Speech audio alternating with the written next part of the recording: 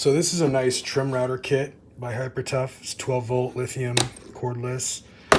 It's got 6 basic bits to get you started. It's got a corner rounding bit, a flush cutting bit. You would use this with a stencil underneath the wood that you're trying to cut flush, and it will cut everything down to whatever's underneath.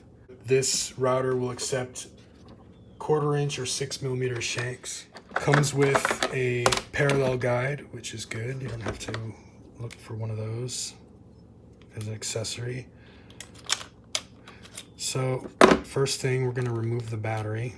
This is your 12 volt battery. There's the charging plug right there. This is the dust collection nozzle.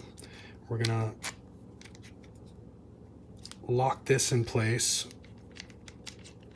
pushing this down to lock that in place. And I'm going to round a corner edge, so this is the included wrench.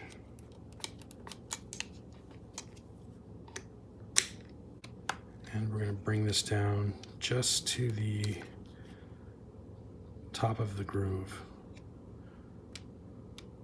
We want a nice flush curve. The on switch,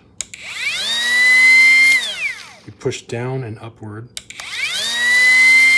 I'm just going to round off this edge here, and this bit has a guide built in, so I don't need to use the included parallel guide. Also, I should note this tool doesn't have a variable speed, so keep that in mind if you're looking for one with variable speed. For some light trim work, I don't think this is going to be a problem here. So let's get to it.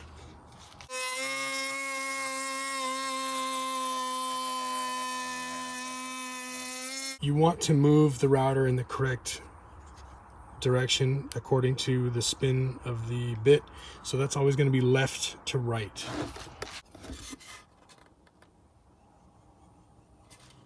Okay, so I just noticed the parallel guide that comes with this is a little bit limited in terms of the shallowness of the depth that I can adjust it.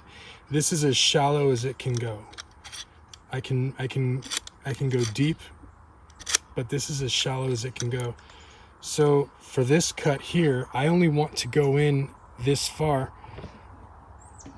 This parallel guide will bring the bit all the way back here. The outer edge of the bit will come here, which is deeper than I want. So I could just do it with freehand. So I'm going to try it freehand and just see how well that works.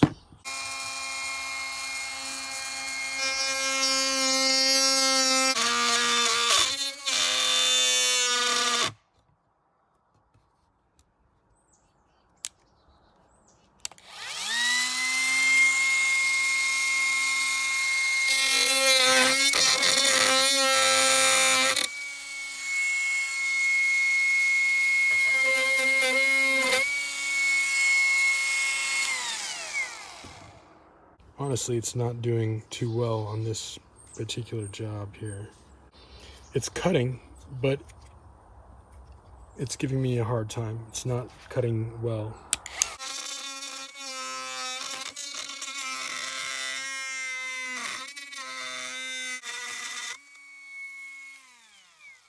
Okay, I wouldn't recommend using this without a guide.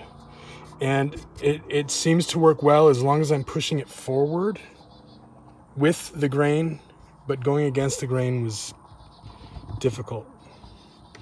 So really what this is good for is just trimming small amounts. It really doesn't cut well large chunks out. I can trim if I had another piece under here and I just wanted to sort of trim off some rough edging. This would work really well.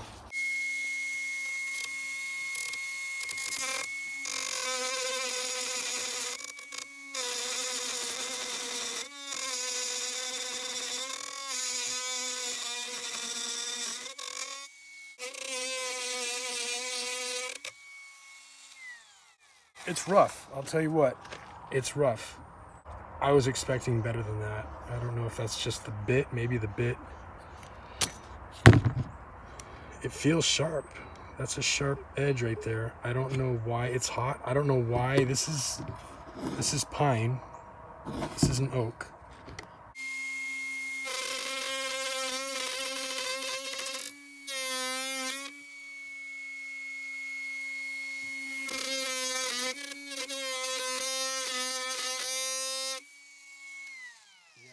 It really doesn't, it doesn't run through it like I would expect it to. The edge rounder worked really well, like butter. Just went right through it. Let's try a different bit. Okay, so I've got the angle groove bit attached, and I've attached the parallel guide again.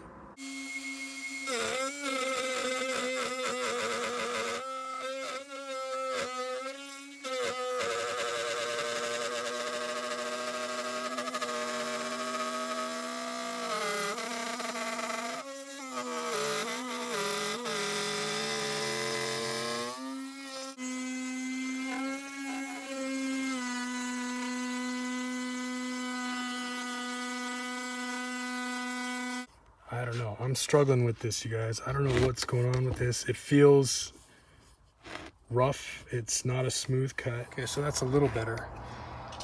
It takes considerable force. It wants to move around. It wants to push back out. And it wants to push up. I mean, obviously that's going to depend on the bit that you're using. I'm using this angled groove cutting bit.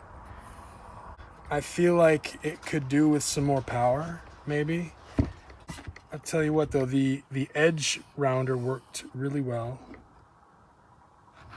I think for these larger cuts though, I feel like it needs more power. I'm not sure if that's the problem, but I'm honestly not very impressed with this.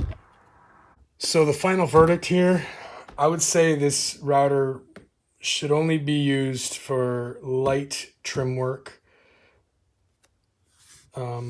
smoothing up rough edges, rounding corners, rounding edges.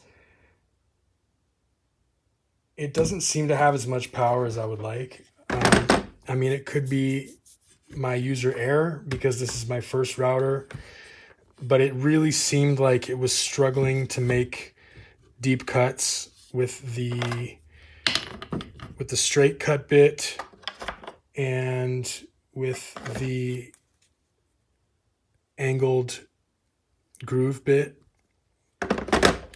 It just had, like right here, there's a rough edge there. You know, it was giving me a hard time. I had to really put a lot of force into it to keep it where I wanted it. It kept wanting to squirrel away on me, even with the guide. The parallel guide is another issue. It's a little bit limited.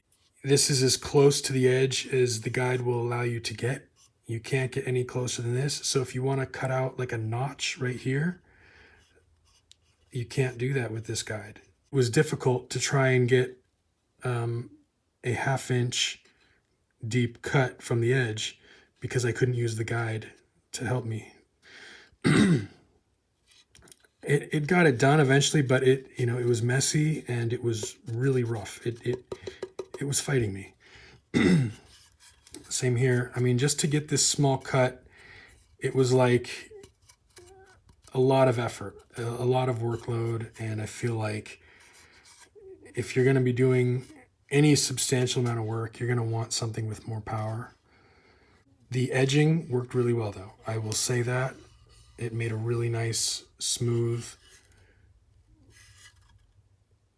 So for something like that, if you're just going to be doing some light trim work, this has the power. This has all the power you need. But that's the best I can say about it. Very light work.